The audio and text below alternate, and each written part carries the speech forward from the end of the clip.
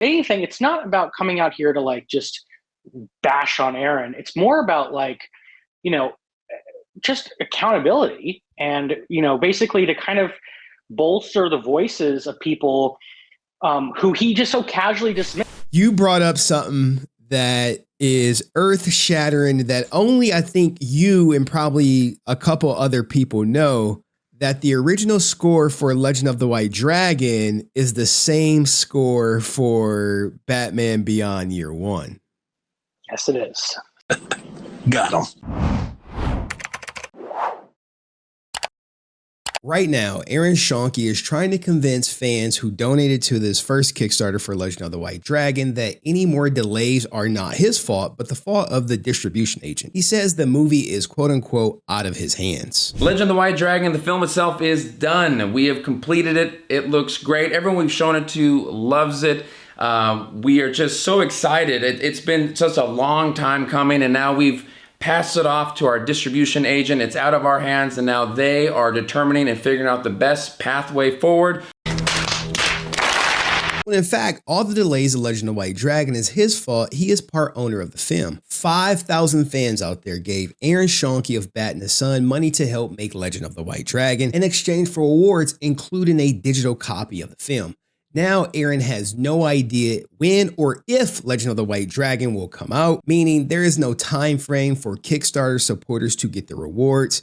In other words, Kickstarters who supported the goal actually mean nothing. You guys no longer matter. It's all about trying to make a profit or for Chris J to make his money back. This led to high school friend of Aaron's, Mike Teitelbaum, coming forward in hopes of trying to protect fans from making the same mistake. Before we get into the interview, I want to read you the original message Mike Teitelbaum sent me. Hey, my name is Mike Teitelbaum. I helped found Bat and the Sun with Aaron in and after high school. I was the writer and producer for his very first film, Batman Beyond Year One. I also did all the key art posters and helped cast half of the film, including Rachel as Quinn, Adam Poole as Voodoo, and my friend Tyler Rollins as Batman Beyond in the suit stunt performer. I have tons of stories and stuff about Aaron and his father, Sean, as we had a falling out several years. I love to share Aaron's origin story because the guy is a snake and always has been. Those are some pretty strong words. Let's get into the interview. Hello, everybody. Today, I have a special guest in the building, Aaron Schoenke's, I guess, former best friend from high school who co-wrote Batman. I hate to say co-wrote because I feel like that's such a slap in the face to you after hearing your story. But the writer for Batman Beyond Year One, Michael Teitelbaum, thank you for being here, man. How are you? I'm good. I'm very good. What made you decide to come forward to share your story? I had my own like issues with Aaron and I'm kind of falling out. I think is, years and years ago, like over a decade ago now. But I always kind of like, watched from a distance and, I try to see the best in people and I try to go like, oh, well, he's doing his own thing. And, he's still doing a lot of, fan film stuff. I really hope he would do something original, but okay, that's fine. Whatever. Everyone has their own journey and things.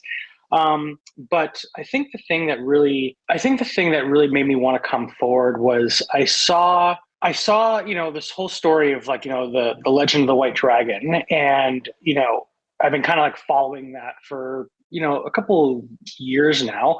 And the fact that like it's basically become like vaporware, like this, he took a sizable amount of money from like fans and the fact that there's no product to show for it. I mean, I'm sure that a film was actually made clearly, but, there's a lot of people who like put a ton, their money into this thing and their belief into him. And the fact that it's always just like another excuse. Oh yeah, it's in editing. Oh, it's in sound, oh, it's in color. I worked in the entertainment industry, like even like wildly under budget, or over budget, films, with problems up the wazoo, they still get released. Right. And, here we are a couple of years outside of, Jason David Frank's death and there's still no film. And it's like, oh yeah, we got to make this film because it's what Jason would have wanted. He, XYZ. And it's like, yeah, but like if you really were about caring about like what he, wanted, the fans want the film, like it's like, was the film in such a poor state that you had to go back and reshoot the whole thing? That's it. When how much of what he did is still there, like what's, and even then it's kind of like whether you make, as I'm a commercial artist. It's like sometimes the art you create, it's good. Sometimes it's bad. Sometimes always the intention is to make the best art possible, but sometimes things don't come forward. But no matter what, I think that if he just had the authenticity to just kind of go like, hey, this is what we made. This is what I made with my friend before he died. And, here it is. Judge it on its merits. I think that people, even if it was terrible, I think people could be, forgive it, but in the end, what I've seen is just like this constant going back to the till to ask for more money. And it just, I don't know, it feels like a grift. And it really does. And it really kind of bothers me. And, I guess when I started getting those feelings, I started to like kind of refocus my eye back on, what's Aaron been up to besides Legend of the White Dragon? And it doesn't take very much to dig beneath the surface, like very surface level stuff. And you get to a lot of bad stuff online, a lot of friends and coworkers and, actors and producers, sound people, all who have really kind of in some cases, like, sad things to say about Aaron, but in some cases, pretty heinous stuff. And it was actually some of the stuff that you've been putting together, where I kind of went down this like rabbit hole being like, oh, wow, like it was kind of weird because like I knew this guy when he was like knee high to a duck. We were both out of high school. And all of a sudden it's just like, God, it sounds like, it's like they're talking about like a villain, but it's like, I just remember Aaron being this like funny little Batman nerd, that I was friends with. And like to see that he kind of like has twisted into this almost meme of something that I think that the Aaron that I knew back in the day would really kind of despise. And so, if anything, it's not about coming out here to like just bash on Aaron. It's more about like, just accountability and, basically to kind of bolster the voices of people who he just so casually dismissed. I saw a video that he did where he's like, oh, these people are just sad as they haven't accomplished anything with their life. And I'm thinking like, yeah, Matt, it's you have a lot of disgruntled people who wish that they had progressed and were still involved, and it's too bad. I wish everyone well. I hope everyone's doing well, and I hope that everyone's able to facilitate all their dreams and things that they want to do and find their own happiness. The internet is filled with sad, pathetic people making up stuff, finding reasons to hate, finding reasons to be poor me, and it's too bad. But that's really kind of dismissive, and then just to kind of like say that I wish them well, but they're losers. And so it's kind of like like people like Kevin Porter. I mean, like Kevin was like bat in the sun, like he helped make that channel. Someone said at this point you can't say it's allegations. If you have 3 people who have all, I think, basically said they have nothing to say about me, right? That's what they said, which is kind of silly. I don't even know what their allegations are. What are their allegations? I don't even know what they are. Why is Kevin not returning? I think I answered that. I think we're gonna. Well, because we went our separate ways. I am not going to work with Kevin again. So that's done. I basically was kind of. It was a choice of ethics, and I don't want to be affiliated with people that do stuff like that. So I just kind of walked away. A few moments. I don't tolerate people bullying people on set. I think that's very inappropriate. There's a lot of things that we don't tolerate here about some that I don't like. If you're a homophobe, gone. If you're racist, gone. If you're a bully, gone. Cheat on your partner, gone. Because it's hard to really work with someone if they're.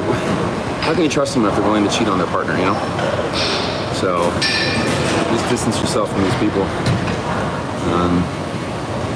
Anyone that's like constantly bashing people, spewing negativity, wanting to take advantage of the fans, gone. You know. And the fact that he just so casually like cast him aside, you know. So I guess the funny thing, the reason I wanted to come forward is that, like, you know, while I didn't have a lot to do with any of those like later productions that are kind of more the focus of everything and stuff, I wanted to kind of like at least give background and credence to the people who are coming forward and say like, yeah, I mean, like, they're the things that they saw in Aaron, I saw as well at a much earlier date, and there's validity to these stories. I would say. Okay, now let's start back to when you first met Aaron. Give us that background, because you met him when you were in high school. At the very beginning, Aaron was letting me know like he really took this project very serious, more serious than I've seen like in most people like putting their time and effort into projects.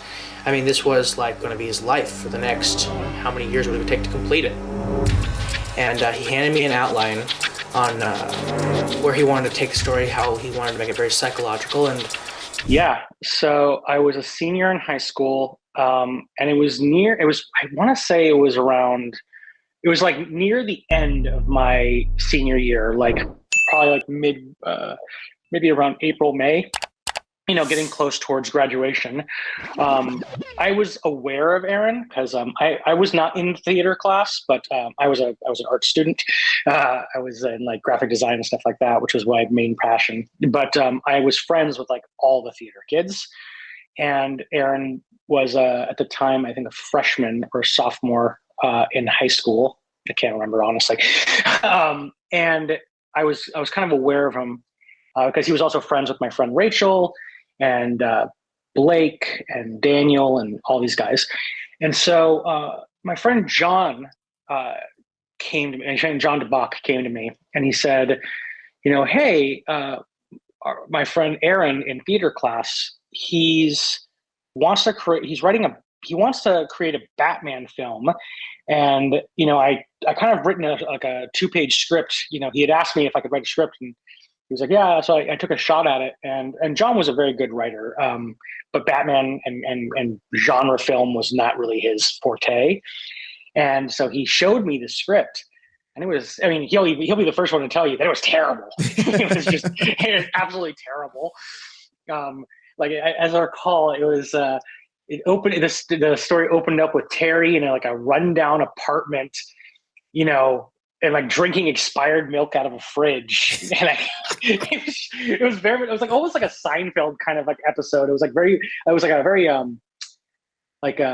what's the word I'm looking for?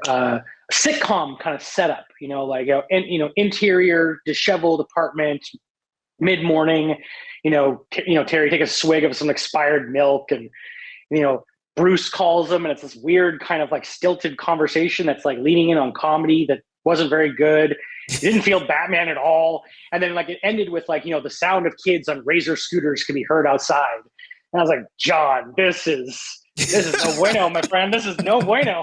And he's like, yeah. He's like, I wasn't feeling strong about it either. You should talk to my friend Aaron. So I met with Aaron, and we hit it off immediately because Aaron was a huge Batman the Animated Series fan, and particularly Batman Beyond fan, which something that really clicked with me as well, because a lot of my friends, they were really into anime at the time. Like, they were really super into like Dragon Ball Z and stuff like that. And I did not. It's not that I didn't like that stuff, or I just wasn't aware of it, or I just wasn't really, I had at that point, was just not very like in tune with it or interested in it. So I was really into like the Batman the Animated Series, Superman the Animated Series, Batman Beyond, the entire Tim's verse of animated shows.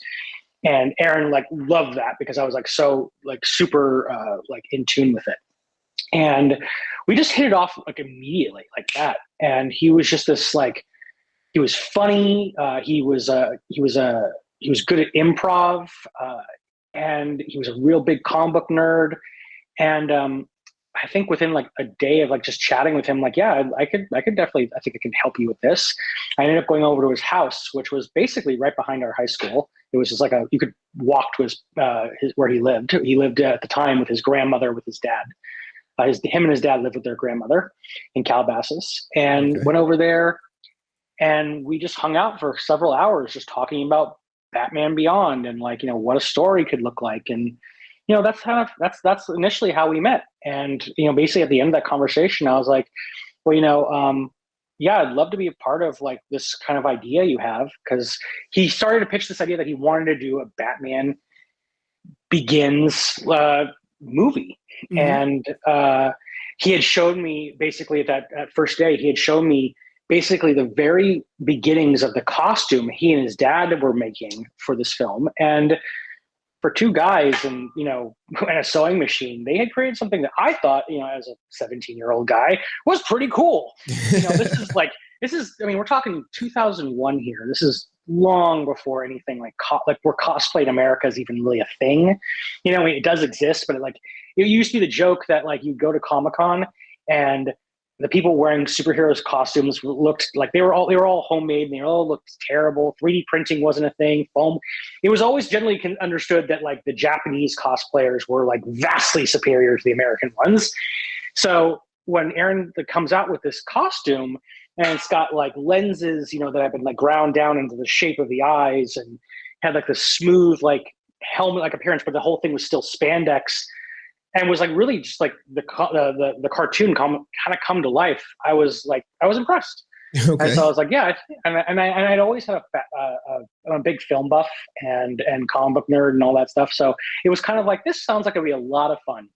So I agreed to jump on board and get involved. And the first thing my first job basically was like, can you write a script? And so basically about 2 days later, I kind of sat down at my computer and I started coming up with a script. And yeah, the script writing went all the way through my graduation that June and into, I'd say, July of summer vacation, basically the last summer vacation. I was going to be starting college pretty much immediately in September, but I basically had the script finished with all the story talk with Aaron and his dad back and forth by, I believe, July of that year. Okay. And that's kind of where we started. So you wrote the script, but from talking to you, there was an issue with some of the credits after everything came out.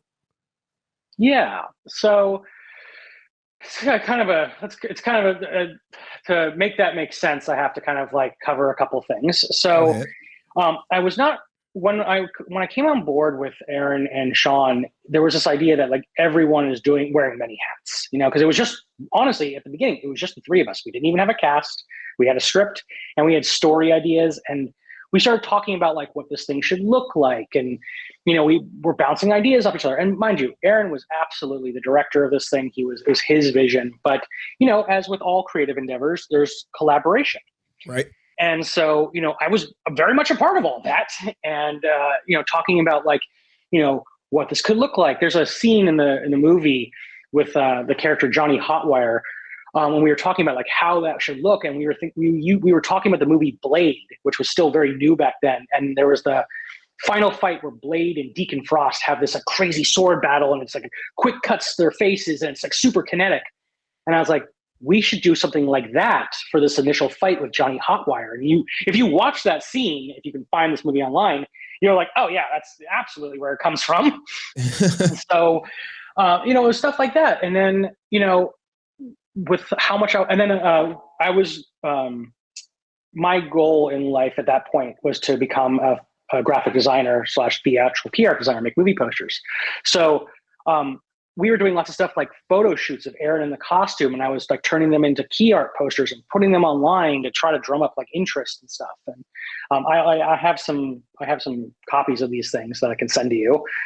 They're ancient, but yeah, like highly stylized stuff. So like I was doing like movie posters and pictures, and helping the guys drive camera equipment all around.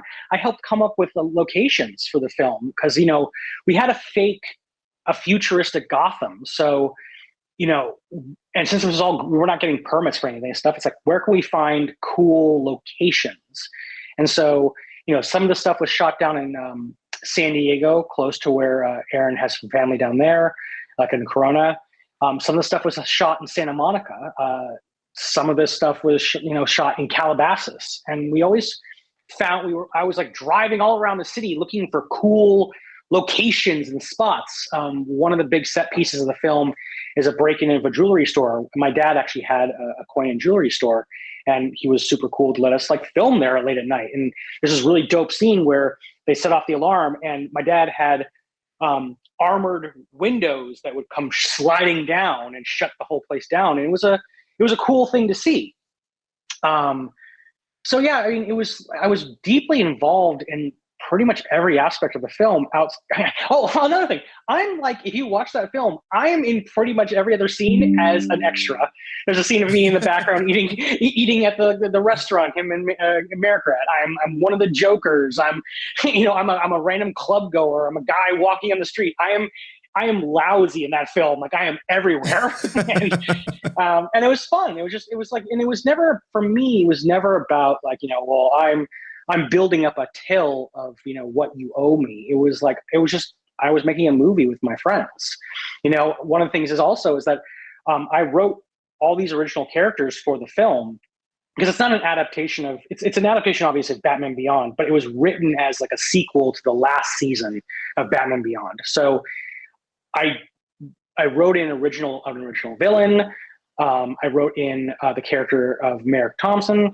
And Terry's a childhood friend. I kind of created this original story, and those characters were written for people that were not only mutual friends but also just sometimes my friends.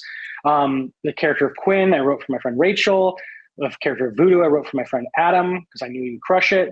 And so like I also brought people to the project.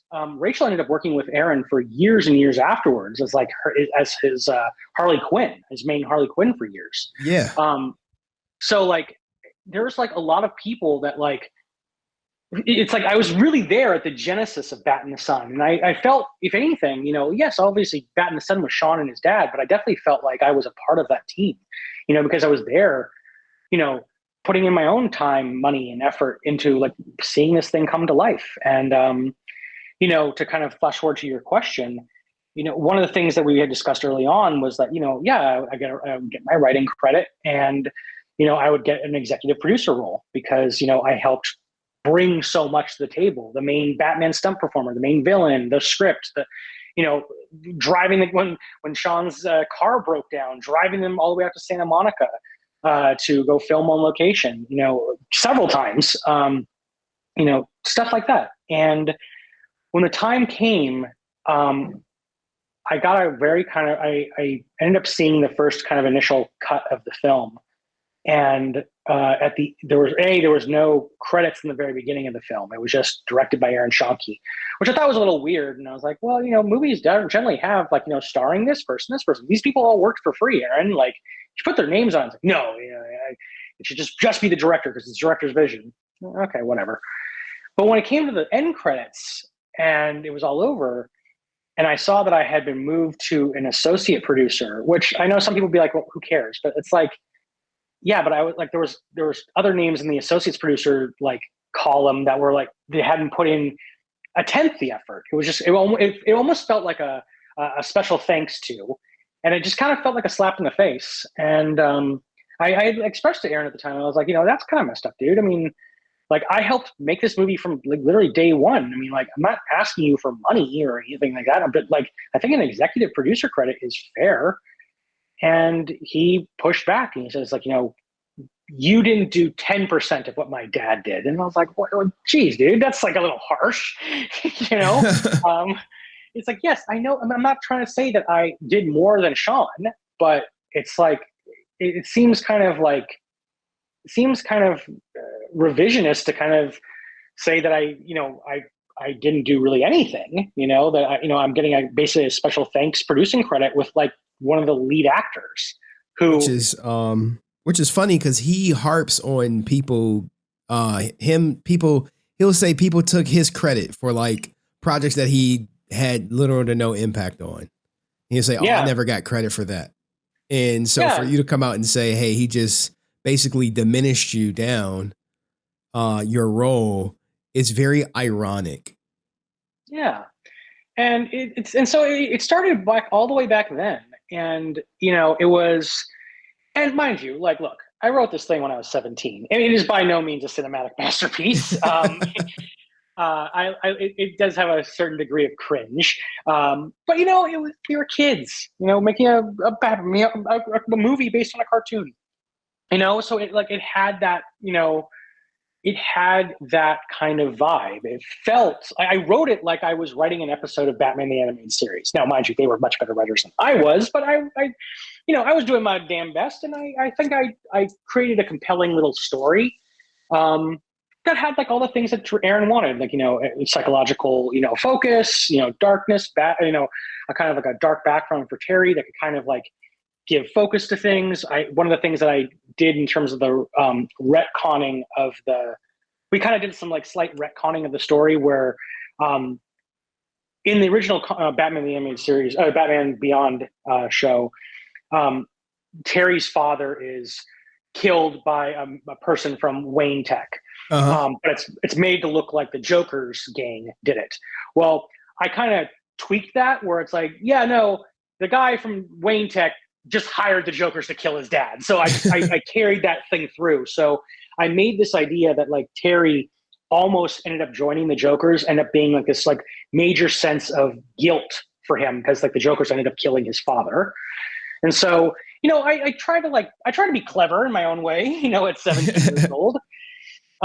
And I think, you know, I was proud at the time of what we did. And before this interview, I went back and I watched it again. And, you know, it is what it is. But we were really scrappy. Like the special effects that we were able to pull off. You know, my friend Tyler, who was the main stuntman for Batman. You know, with the way he was a trampolinist and he's an incredible gymnast, and we would do stuff where he would like we'd have Aaron shoot down low, shooting against the blue sky. And the blue sky basically ended up being a blue screen for us. And so we were able to get all these really sick blue screen shots of Batman jumping off of buildings and doing like backflips and all this cool stuff for, you know, for some kids who had a computer and an iMac. Like it was impressive. And so, you know, to go through that whole process, and the whole process took about 2 years to kind of have it all be like, you didn't do 10% of what my dad or I did. Wait. It took y'all 2 years to put out Batman Beyond year one? Yeah. So from the script to the shooting to the editing to reshoots. So there was an original person who was playing Batman. I can't remember his name. I think his name was Tyler. That Aaron that Aaron brought to the Cape, and he was a football player. He was like someone he went to high school with. I didn't really know him that well, but he was physically like kind of buff, but he just didn't move like Batman. Like there's a scene at the end where he's supposed to get into a fight with the main character Voodoo, where he's like punching his face in and he literally jumps, like the camera shows, he runs over and goes. And it just looks so bad. Why? And so, why do you think he was cast? Because he was big. Because Aaron was very, very, very skinny at the time, and Aaron, as you guys all know, cares so much about aesthetic quality. Like he wants someone to look like Batman. They may not be able to act like Batman, but as long as they can look like Batman, that matters to him more than anything. Aaron is a very aesthetic forward filmmaker. Which, you know, there's plenty of filmmakers who are like that who have gone on to wild success. Like Michael Bay is a very aesthetic forward filmmaker, less about substance. I'm not saying Aaron is as talented as Michael Bay, but he's not. No, because Michael Bay actually, you know, he's written original films, so like, you know, he's got that going for him. But no, it's like, but there's such a thing as an aesthetic forward filmmaker, so I accept that, but. The choice in this kid, Tyler, was just, he didn't move like Batman, and he looked lumbering and like awkward, and it looked bad. And so that basically at the end of the first year, we filmed for a couple months, and then Aaron would go into edit and all that stuff. And then it was basically at the end of the first year. So this is like around the end of 2001. Aaron's like, all this stuff with Tyler looks really bad. And I'm, not Tyler. I'm sorry. No. What was his name? Darn it. Original Batman. Original Batman. Yeah, the original Batman Begins character, the Batman Beyond character. So then I suggested, like, we should work with my friend Tyler. And I had suggested my friend Tyler Rollins, who is a stunt performer. gymnast and the trampolinist.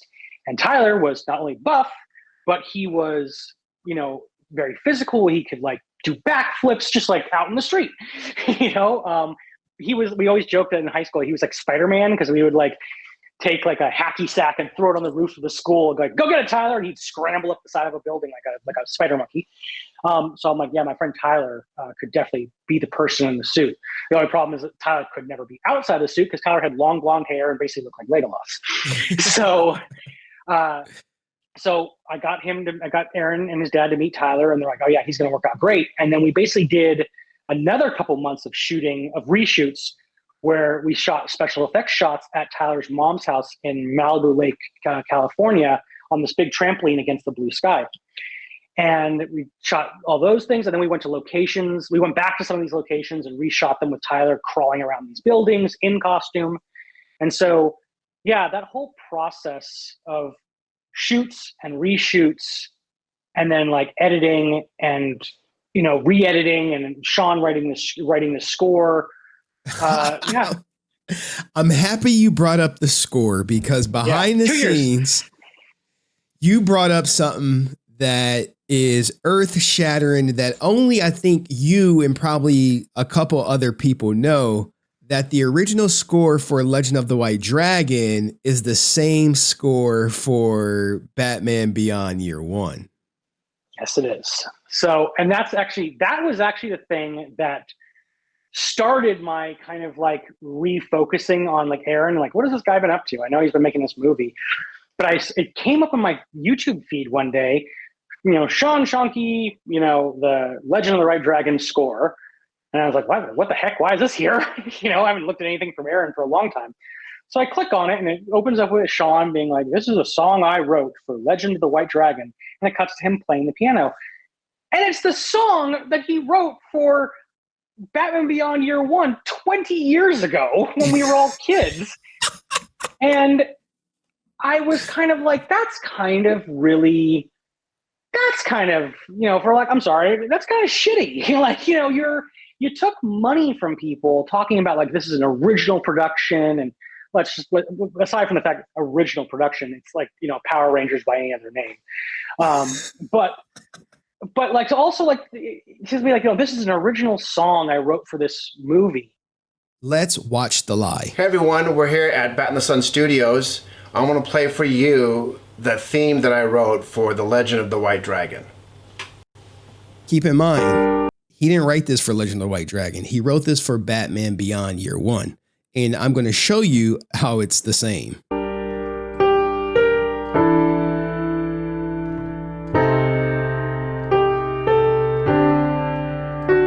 Now, I'm not going to play the whole thing, but here is from Batman Beyond Year One. You're going to hear the exact same song.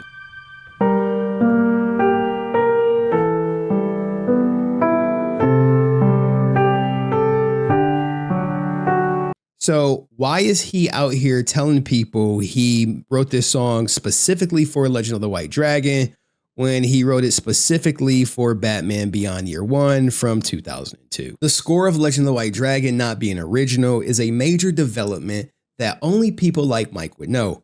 The bigger question is, this is undeniable proof that Bat in the Sun has no issues lying to fans, but did they also lie to Jason David Frank, telling him that the score was original when all along it was recycled from the first movie that Aaron did, Batman Beyond Year One, that was released in 2002. I wonder how Aaron would try to explain this to his fans. Maybe he'll write it off as another silly conspiracy. This goes to show that both him and his father are a bunch of talentless grifters who peaked 20 years ago. Links to the full videos will be in the description. I get it. You used a song that you may have really, really loved, and it was a good song, on a film that everyone has forgotten because it was 20 years ago and it was our very first film. And like, yeah, in comparison to the other Bat in the Sun production stuff, it's not something that like you would hold up as like, yeah, this is our first film. Like, it might be something you're embarrassed of at this point because it is a fan film made by kids.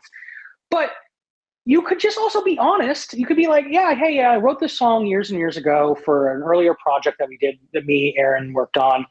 And I just felt like it never really I felt like the song deserved more. I put so much of myself into it. And, I felt like it deserved a better home. That is a completely relatable and understandable thing. Reappropriating art for different art where it fits better is a fine thing to do. Yes. But to be like, I wrote this for this, that is a fucking lie. It is a lie. It is a lie. It is a lie. And and the fact that you took money from people and saying like, we're going to use this money, we're going to use these funds to make something by the fans for the fans, and then to misrepresent the art you're creating as anything other than what it is, just feels slimy to me. And so like, yeah, that bothered me, and that kind of started this like, trip back down the rabbit hole, being like, well, what's Aaron been up to the last couple of years? And didn't take long before I saw some fairly gross things. Yeah, you saw a decent amount of my videos. Yes. What did you think? What did you think of that? Outside of him saying everyone is just mad and disgruntled losers, or whatever, however he worded it, what was some of the content that you came across that maybe you didn't know that stuck out to you? Yeah, so like after that film, me and Aaron were still, even though we had that kind of like, it wasn't a falling out, but I was definitely upset about the whole way everything kind of like wrapped up with Batman Beyond Year One. But I supported it. I was a part. I still like had an associate producer credit and a writing credit. I was so proud of it. I showed it like to all my friends. I showed it. I had a screening at my college. We like got a movie theater to locally in Calabasas to showcase it for like the premiere. I was very much involved in the making of documentary. I helped make the cover art for the DVD. So I was still like all in, despite my misgivings. I still kind of like was Aaron adjacent on his next two projects, Batman Dark Justice, where so I got a special thanks credit on that. And I was there the day of filming, was like offering like, suggestions and advice and stuff like on the, and just shooting the shit with Aaron on set. So I was there for that, trying to come up with ideas on the fly in this abandoned warehouse we were shooting in. My friend Tyler was also in that movie as the nameless, wordless ninja. And then after that, I was still in regular communication and chatting with Aaron when he made Patient J with Paul. With Paul Monard, the best joke. Well, he was formerly the best Joker until Aaron took over the role. And then I guess Aaron forgot about that. Yeah, I don't know. I think it was more like Aaron pushed him out. So yeah, unfortunately. No. So I wasn't involved in the making of Patient J, but I was still in regular communication and like me and Aaron had definitely started to drift apart by that point. To backtrack just a little bit, one of the things Aaron ended up leaving high school early. He ended up getting his GED and wanting to go right into filmmaking. So he wanted to go to college.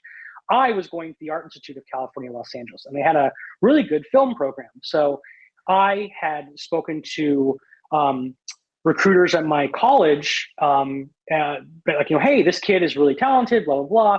I think he'd do well. And, Aaron's grandmother had set aside some money for Aaron to go to college. And so Aaron ended up attending the same college I did, like very young. Like I think he was like 17 when he started attending college. He ended up lasting, I think about a year in college before he ended up dropping out, deciding that he'd rather take the rest of the money that his grandmother had set aside for his college education and put it fully into Batman, not in Batman Beyond Year One, but like just into Batman the Sun. And I was like, dude, that's a really that's touchy, the money was set aside for you to get an education. And so I, obviously didn't drop out of college. He didn't ask me to, but like I stayed the course and I followed my career path, and Aaron went off and did his thing. And, that was fine. But like, because of that, our paths kind of diverged. We'd chat online a little bit here and there. We would like occasionally go over to his house every once in a while. We'd watch Mystery Science Theater 3000 movies together. But we started to kind of drift apart a little bit because I was starting to see some of the stuff that later people were seeing with Aaron, his kind of just kind of fake nature of him, which it was bothering me because I felt like, dude, you don't have to be like this. I know you. And I got invited to go see Patient J at our old high school. They were doing a showing there there's like they had a big projector and all that. I went to go see Patient J, and I remember thinking like, wow, it's been a number of years and Aaron is still making Batman movies. Like, what are you doing, dude? Like, you've done enough. Like, make something original. Like, how long can you do this for? And I thought Paul Molinar was really good as the Joker, and I thought I was really impressed with like how far Aaron had come in terms of like making something look really professional. It was definitely leaps and bounds beyond where even Dark Justice was, or Batman Beyond Year One. But I also felt at that point that it was very surface level. And I was thinking about it right before this meeting. Aaron has never worked with an original character, I don't think, except for the ones that I wrote in our very first film. Uh-huh. I think every character he's worked with on every project has been an adaptation of a pre-existing IP. Some sort of character. Like he's like, he hasn't like even created like a new character for these, like, a new Batman villain or a new, like nothing. Like even the stuff he did with JDF and Ninjak, the Valiant universe, whatever it was, that was a pre-existing IP too. And it's like, wow, it's like, was the last time Aaron worked with like an original character, or original adjacent, like 20 years ago? And I was getting kind of those feelings back then. I'm like, God, man, like, how long are you going to do this for? So either way, we kind of parted ways then. And, I kind of went off and did my own thing and he did his own thing. And I always heard like little rumors and like things about Aaron through the years, through the grapevine from like mutual friends, or when I eventually started working in the entertainment industry, when he started doing the superpowered beatdowns, I'd be like, oh guys, have you seen this superpowered beatdown thing? I'm like, oh yeah, I've seen it. I know that guy. But I started hearing like rumblings from a couple people that Aaron wasn't entirely a good dude. And I kind of just brushed it off. I'm like, oh, well, he's very focused on, his vision and everything. But it was, basically seeing that thing with Sean, with the music, and then kind of having my various experiences, my own personal direct experience all the way back then, and then just hearing all these things made me kind of want to go, all right, let's just dust off this book and like open up the cover and see what's actually in here. And your videos really kind of like illuminated me to a lot of stuff that I just don't think is, just a lot of uncool stuff. Oh yeah. I mean, well, now he's all about like women's rights and forward on women. And there were people who, I think it was the previous the assistant director was like, nah, man, he was never all about women. In fact, he was kind of like the complete opposite about women's rights. Yeah, it's funny you mentioned that. So one of the big things where me and Aaron did stop like talking, like pretty much like even like online, was around a subject. It was around 2016, and Aaron was at that point engaging in a lot of like online debates on like on his not his YouTube page, on his Facebook page. He would post these articles about like Donald Trump, and he'd like take these like real edgelord positions, and and the way he would talk to women, like sometimes women would come on and be like, the way you like represent women in your stuff is like really gross, and he'd be like, listen, honey, and like I was like, guy, and like I'd hit him up privately. I'm like, dude, you gotta stop. Like you're coming off as really misogynistic, and people are gonna crucify you for that stuff. And he's like, and he basically said a version of the same thing. Like, these people are sad and they just all they know how to do is criticize. I'm like, yeah, but like that's not like they may have, like, try to be reflective. Like maybe the fact that the way you do showcase women is very kind of crappy. And he didn't really like my pushback on him, where I was like, yeah, I think that you kind of are representing yourself, you're comporting yourself very poorly when it comes to how you represent women and even how you talk to them. And he kind of at that point like ghosted me. And I had gotten a couple messages on Facebook. I'll see if I can dig them up and send them to you, of like women coming forward being like, "Oh yeah, Aaron is a total misogynist. Thank you for saying something." And so, yeah, no, to me, it was really weird, you know.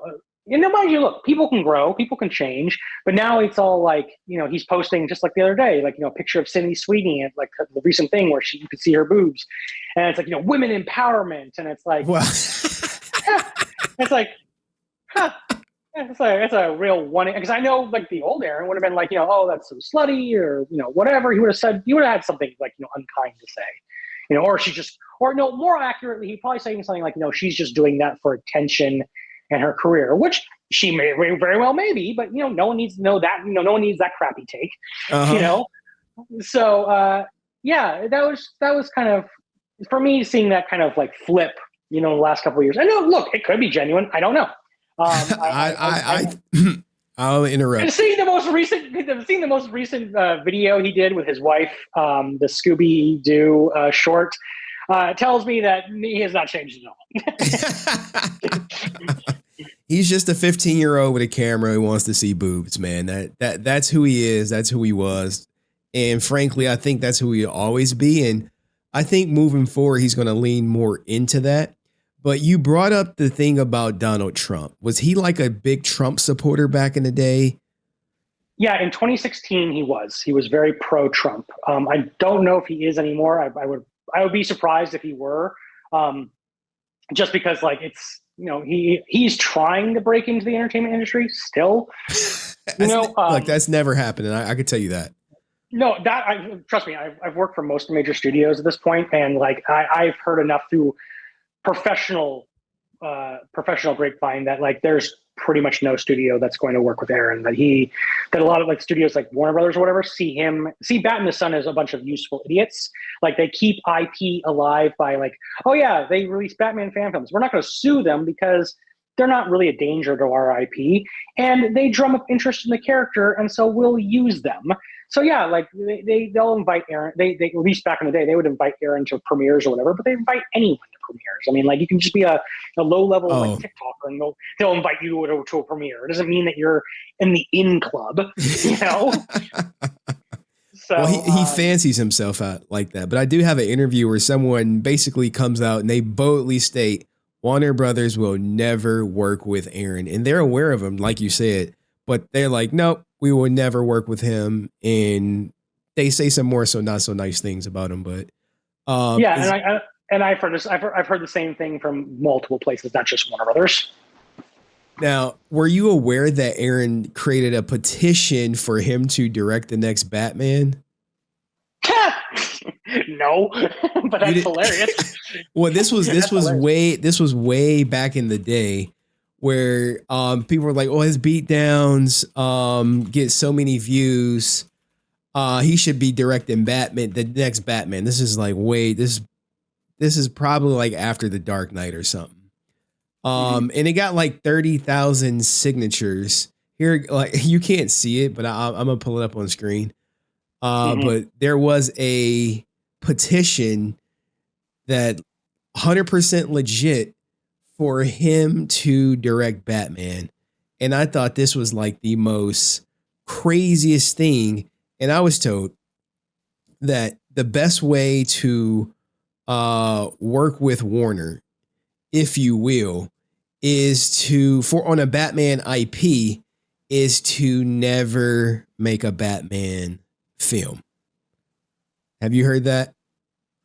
Yeah, so I don't know how true that is, because I believe Christopher Nolan had done like a little Batman fan film when he was in college, or something related to that. And I know Darren Aronofsky had done something. So I don't think it's about like, I think the reason why Warner Brothers would never even consider Aaron is because Aaron is the Yule Bowl of comic book fan films. I mean, he's all flash and very little substance. And I'm not saying that as a personal attack against him. I'm saying that as an objective, not objective, as a subjective review of his art. His stuff is very visual forward and has very little substance. And that's just my personal opinion. You know, people can differ from me. They can go like, oh yeah, no, Aaron's Batman looks the most real, like the most comic book accurate, and that can all be very well true.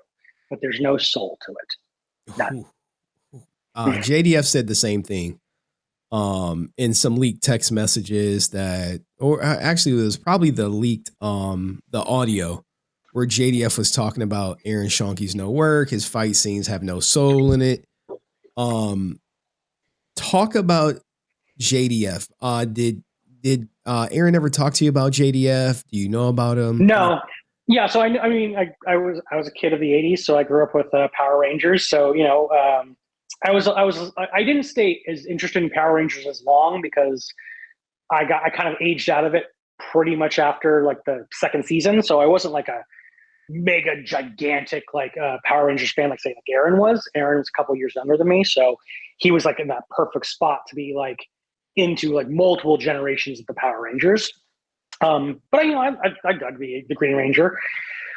No, so when Aaron met JDF was after him and I had ceased talking, and really, I guess the only thing I can really say about the JDF situation in terms of my relationship to it is that because I worked in the entertainment industry, both in traditional media like movies, film, TV production, on the marketing side of things. And in new media, a couple of years ago, I worked for Collins Key. He was like one of the largest family-friendly YouTube channels like in the world. He was like the Mr. Beast before Mr. Beast. There was lots and lots. We literally worked inside of a production house, and all the people who would come on the set. There was a sound guy who had worked with Aaron. There was a lot of people who like, were all these like talented like non-union workers, like people who were union workers but were now working non-union off the books for these YouTubers. And you know, somehow in chatting with these guys, Aaron's name would pop up, and it's like, oh yeah, I know that dude. And some of these guys had done work with Bat in the Sun.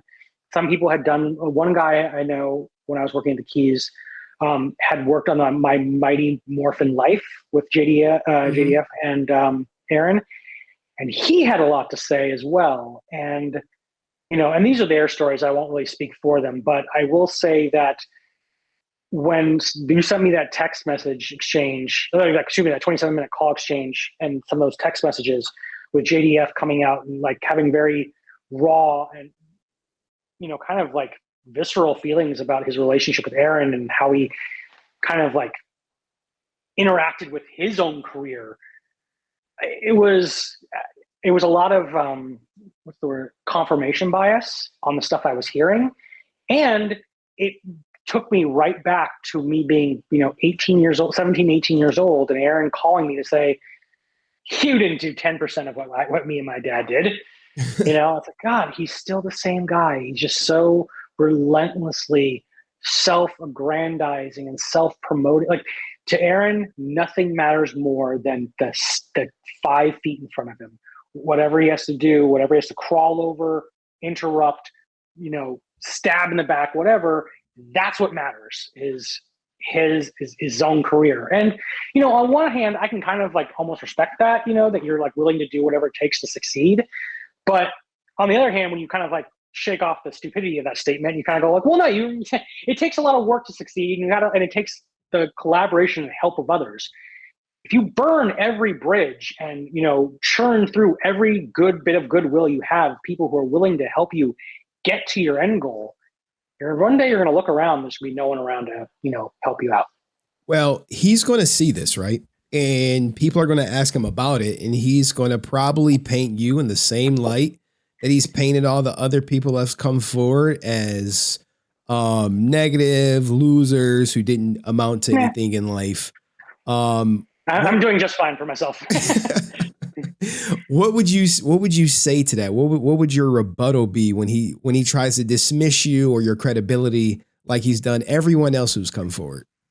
I mean, look, nothing I've said here is like, you know, outside of the, you know, the song being reused is like, that's some new shit added to the chat. Nothing I've said here is really it doesn't really add to any nothing I've said here is any worse than the stuff that's already been said by other people. Other people were far more hurt by Aaron than I was.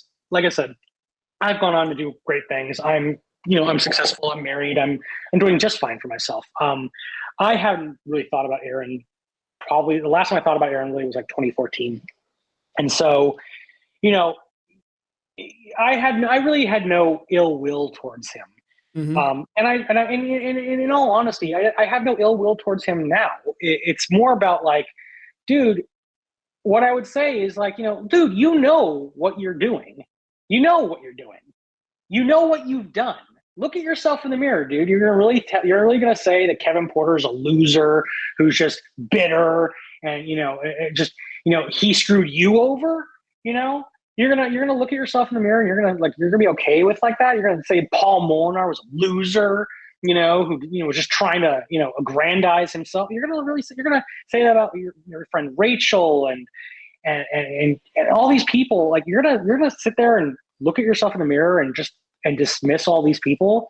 Like take a moment of self-reflection and go, yeah, maybe I can do better. He's all about trying to be better online, putting out these kind of platitudes. Like live it, dude. Don't just say it, live it. And so yeah, he can dismiss me. He can say I'm a loser or I was an asshole or whatever back in the day, and that's fine. I don't care. I really don't.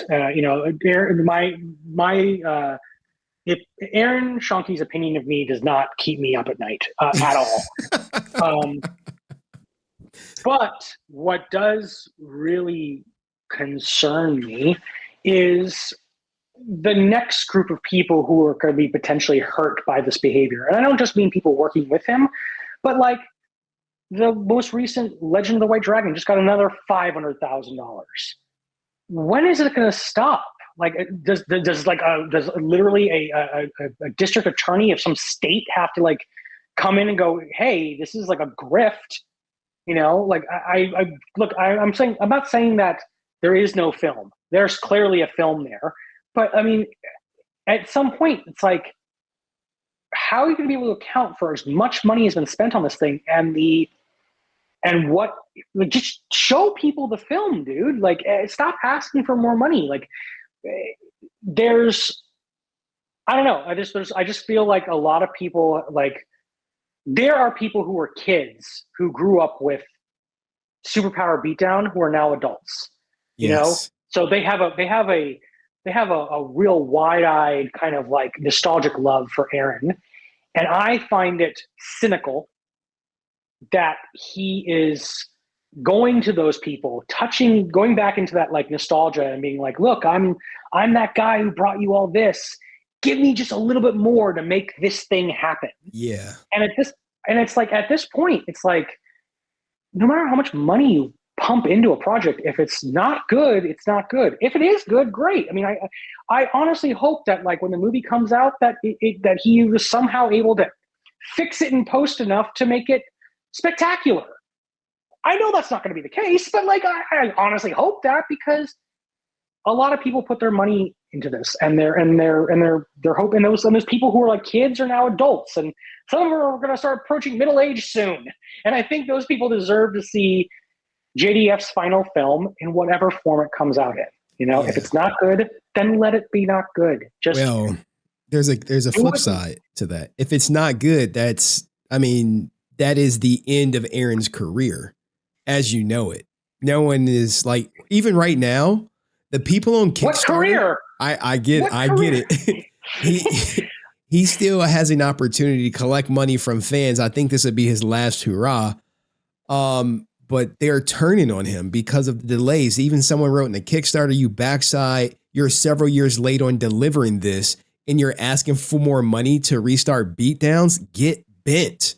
This is literally on the Kickstarter. And currently he owes about 4,797 people a digital copy of Legend of the White Dragon. And he keeps saying, well, it's in our distributor agent's hands, blah, blah, blah, blah, blah, with no anticipated delivery date for the people who donated over $500,000 to see their rewards. So I can't imagine him not delivering it on this and asking for more money because he's asking for more money before it comes out because they know that, hey, this is it. This is game over. You know, I agree with you.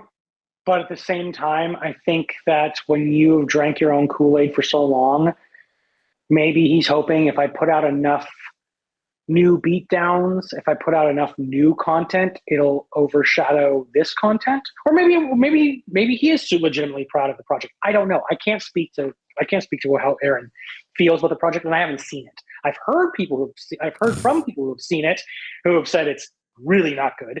But like I said, you can do a lot of stuff in post. Reshoots can do a lot, but I would say that you're right in the fact that like if he falls face first on this one, his career will be over. But I don't think he believes that. I believe, this goes back to this is the one bit of information I can provide in terms of the psychology of Aaron, at least knowing him back that long ago. Aaron relentlessly believes in his ability to achieve something, and he has since he was a kid. And that belief in himself and his ability to execute on something is very, very magnetic, which is why everyone you'll speak to will say that when they met Aaron, they're like, oh, he was so talented. And, he was like, they all felt the same thing that I felt, that there was this belief was almost able to be like manifested into reality. And that's a very like charismatic quality to have. And, Aaron does have that in spades, but he also lacks the humility and he always has, at least up to the point where we spoke talking, and it seems like it's still the case. He lacks the humility to recognize he still has room to grow. Mm-hmm. I remember when he dropped out of college, the thing he said to me, he goes, why would I continue? Mind you, he was only in his first year. So he was still in the very foundations of like, the art of film and like, film 101s, kind of stuff. And he was like, why would I want to learn how to do things that I'm already doing and I'm doing better than anyone else at that school? I'm like, that's kind of a bold statement there, Aaron. I mean, you're a first-year student, editing on your iMac. I mean, I'm sure there's a lot that you can learn in the next 4 years in film school. But okay, I mean, look, but that's that level of just kind of like, some people would say self-delusion or self-esteem, if you want to be more positive about it. Like that's always been there. And like I said, and that on one hand, an artist with that level of audacity can do great things. And I think for me, the biggest letdown is that he took that and he hasn't done anything with it original. Like, yes, is the superpower beatdowns, are those cool? Sure. I mean, yeah. I mean, there's other people now doing it better, honestly. Is there are the visuals and all that stuff, like, pretty cool for someone who has like no experience? Yeah. But like at this point, dude, you're in your 40s. You've been doing this for 20 years.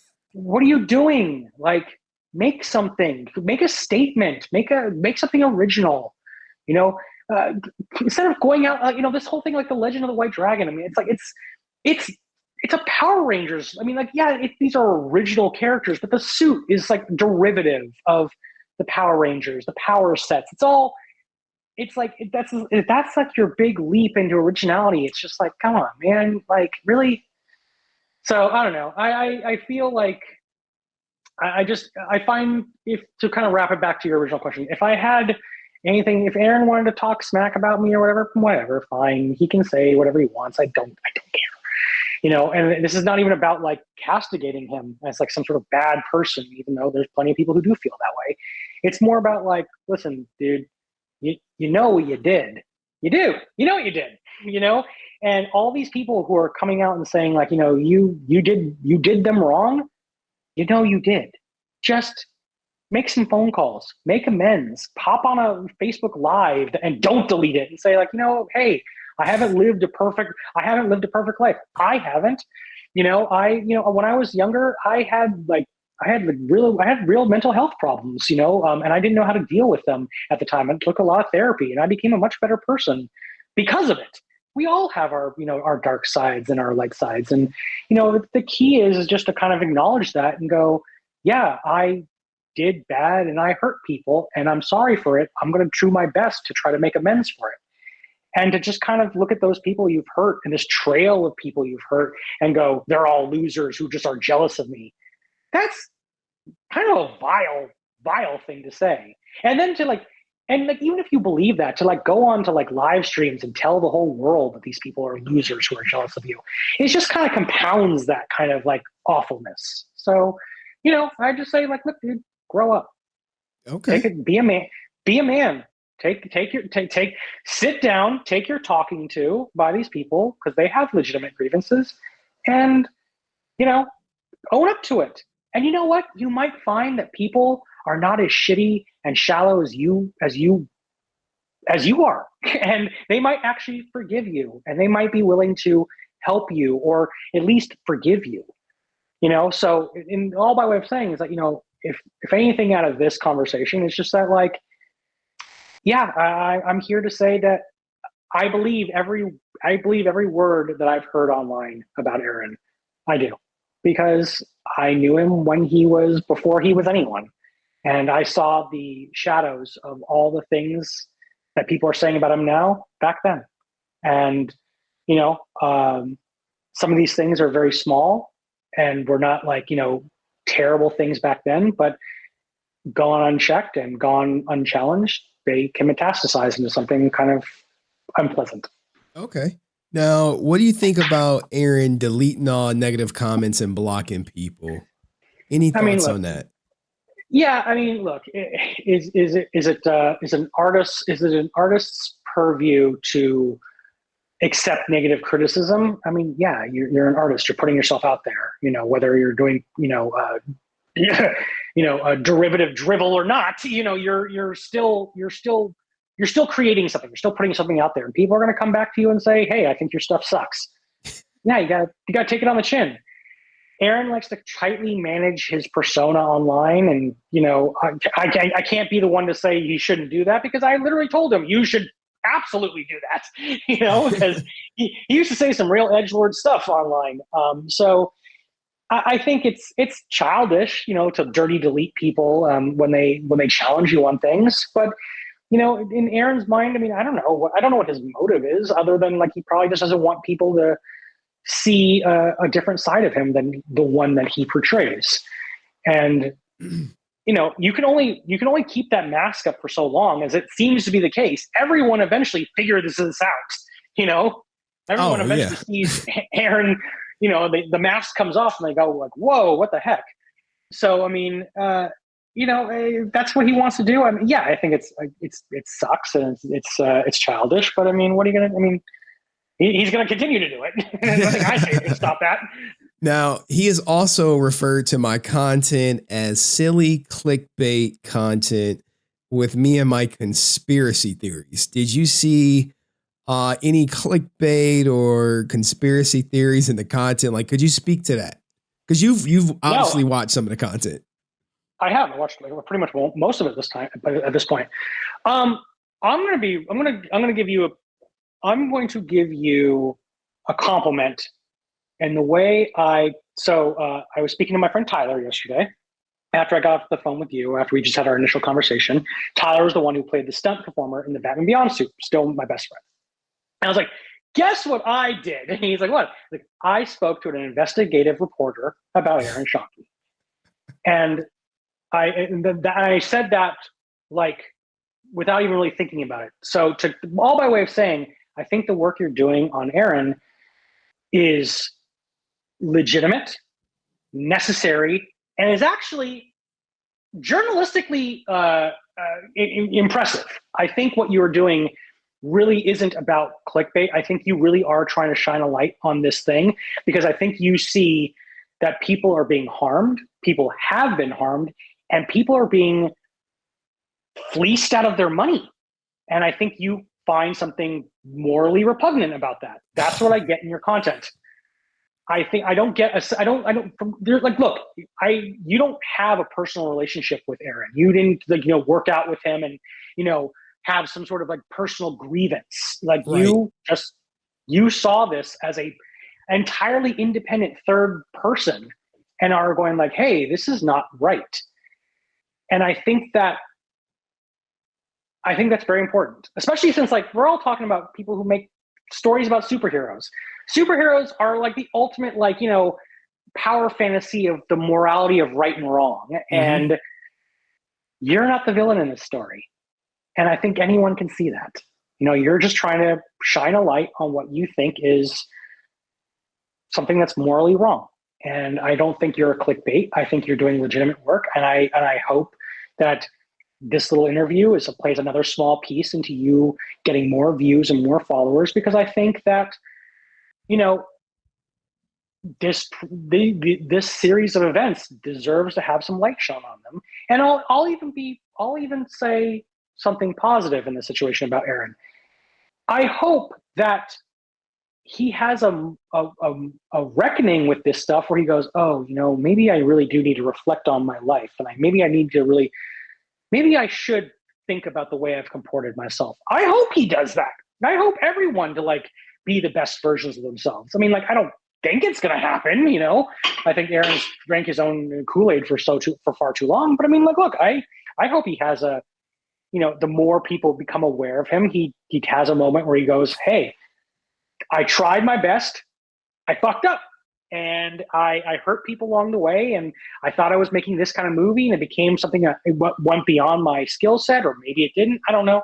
But regardless of whatever it is, that he takes accountability for it. And then, I think there'll be probably a bunch of those people who have basically written Aaron off. I think probably a few of them will be like, yeah, I'll take a phone call from you, dude. And I'll hear you out. And, maybe we can I'll never work with you again, but maybe we can be friends. I don't know.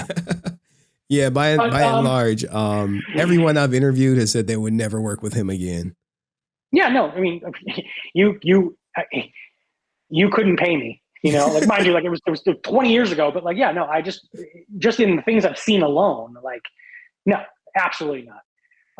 Yeah, I mean, I legitimately, dude, I think keep working, keep pushing, because at this point, the fans are being harmed. The money he asks for these superpower beatdowns, that $12,000 he got for that Scooby-Doo short with his wife. Well, he didn't collect that from the fans. That's what he allegedly spent, $12,000. Sure, whatever. But here's the thing. As you've brought up, like, one of the things that, he's going out asking for money for Legend of the White Dragon, but he's going out and buying a brand new house with a pool in it, for him and his wife. And this dude, like, where's the money, Lebowski? Like, where's this stuff coming from?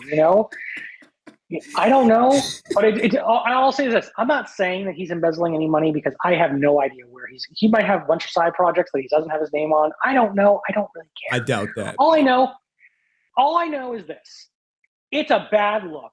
It's a bad look when you have a project that you've been promising to people for, I don't know, how long has he been promising Legend of the White Dragon? 7 years? Not quite 7. When Jason David Frank passed, 2022. Supposed to come out 2023, then 2023, got to 2024, then 2025. He was like, it's definitely coming out in 2025. And he said, oh, we just finished it in 2025. Even though they were supposed to be. But I'm saying, when did they start filming it? 2019 or something. 2019. Yeah. Early. It was filmed early because they had to film a trailer to get the Kickstarter. 6 years. 6 years. Yeah. 6 years. And I'm sure the conversation started. So, like, yeah, 6 years, when he started, like, this Kickstarter and all of that, so, like, these people, they've waited a long, long time. And, you're going back saying we need more money. It's like, I'm not saying don't go buy a house for you and your wife, dude, but I mean, like, it's a bad look. It's a bad look. He said he didn't buy it. They're renting the house. And I'm just like, oh, okay. And they might be. I mean, like I said, they very well might be, but I don't, like I said, I can't speak to where all this money's gone, but all I know is that millions of dollars have disappeared into the ether. and there is no product. I think at this point, you owe it to the fans. Hell, if you were so afraid of the product, organize some showings. This is something Kevin Smith did years ago with Clerks 3. Before he did wider distribution, he drove that film around the country and showed it at local movie theaters and stuff, And like Kevin Smith can absolutely afford distribution and stuff like that, but he wanted to show it to fans. So like, show it to people, get their honest feedback, get their feelings, give it to the 4,700 people. And if they go online and go, hey man, this thing is dog shit, whatever. There's plenty of films that are quote unquote bad that people end up loving, popping online to say like, oh yeah, I just got done with color correction. It's with distribution. It'll be out this year. Oh, it's not gonna be out till next year. And like, it's how much money you want to put down that it ain't coming out in 2026 either. Oh! I have heard that. Some people have said that. It's like, they said, look, this movie is never coming out. That's what some people have said. It's going to be, he's probably going to make some announcement like, oh, we sold it to someone else and it's their property now, their IP to do whatever they choose. And that, I don't know, maybe that would screw over all the Kickstarters, all the 4,800 people who donated for the movie. If he sells it, he's like, oh yeah, it's their property now. And they can do whatever they want with it. I don't think they're going to give anything to the Kickstarters or blah, blah, blah. Then they're out. Yeah. And it'll be like, it wasn't my fault. Yeah. This is what our investor wanted, blah, blah, blah. And I'm just like, that's so shitty to all those fans. And he's about to do it again. Yeah. He's like, hey, I need money for superpower beatdowns. And I'm just like, yeah. And more actors only getting paid, scale or not at all, yeah, I mean, just it's funny that you brought up like the people, the backers. Aaron's various financiers, people who put money into him, like this guy Chris or whatever his name is. The fans are his backers too. Their watch hours on YouTube put money in his pocket. They deserve the same level of respect and attention as anyone else in his life who've given him money to make his art. And it's funny, like if you watch the making of documentary Batman Beyond Year One, in the first like 5 minutes, Aaron's talking about like he's 16 years old in this video, and he's like, all the actors, and crew were willing to put in their time for free, which is usually the case on independent films. That was in 2001 when we recorded that, and it seems like not much else has changed. Yeah, maybe some people aren't working for free, but they're working for damn near free. 20 years later, it's sad. It's really sad. And I think those people deserve to see the work that has been promised out there, and they deserve to get their accolades from it, and they deserve to, they deserve it, wherever the artwork lies, a lot of people put their time and effort into this stuff, and they deserve to have it seen. All right. With that being said, any last words, man? I think this was a great interview, and hopefully it reaches the fans. I'm gonna try to do my best, but any last words, maybe a message to the fans. I mean, you gave several messages to Aaron about how you should do better, but what about the fans, who believed in superheroes or maybe superpower beatdowns, which he rebranded to Super Beatdowns to eliminate, I guess, his former partner who created the name Superpower Beatdowns. Yeah. What would I say to the fans? I think one of the things in growing up, becoming an adult, is you learn that there's no such thing as like good and evil. It's many subtle shades of gray in between. It's very easy to castigate Aaron as a villain, and for a lot of people, he is a villain. But Aaron is also a human being, and a lot of people who are fans might be like, "Oh, I don't like the way this is making me feel," because he like tied so much. Like I have so many like positive memories about these like seeing these characters come to life in a way that matched the comic book. I don't want to believe these bad stories about Aaron. And it's like, you don't have to, you can choose to believe them or not believe them. But what I will say is, don't ever put onto a pedestal anyone. We're all human. We all make mistakes, and we're all flawed. Some people are good, some people are bad, and some people are somewhere in between. And just because you love someone's artwork doesn't mean that they're not capable of doing something very untoward and ill-mannered to people that you would otherwise really like and get along with. We're all flawed. We're all human. And, what I would say is that there's enough voices out there of people who've worked with Aaron who deserve to be heard just as much as him. Aaron has a platform. Aaron is not a victim. No matter how he likes to portray himself in the response to this video or other videos that he's being victimized, he's not. Aaron has a platform, for better or worse. These other people don't. They were cast aside, and they don't have millions of YouTube followers to go monetize. They have their some of these people were struggling actors who lent their time and work and their time and their bodily health to Aaron and his projects, and they got nothing out of it other than the ability to enrich Aaron, that their images are still being used, still being monetized for him, and they get nothing out of it. So that's not them being salty or bitter or anything. They were promised something else. I was, and it didn't work out. It didn't work out that way, and that's fine. We all as adults, we also have to learn that some people are in it just for themselves and they're not there to help you. But for the fans, what I would say is, at least listen to what these other people have to say, because their voices matter. They were a part of.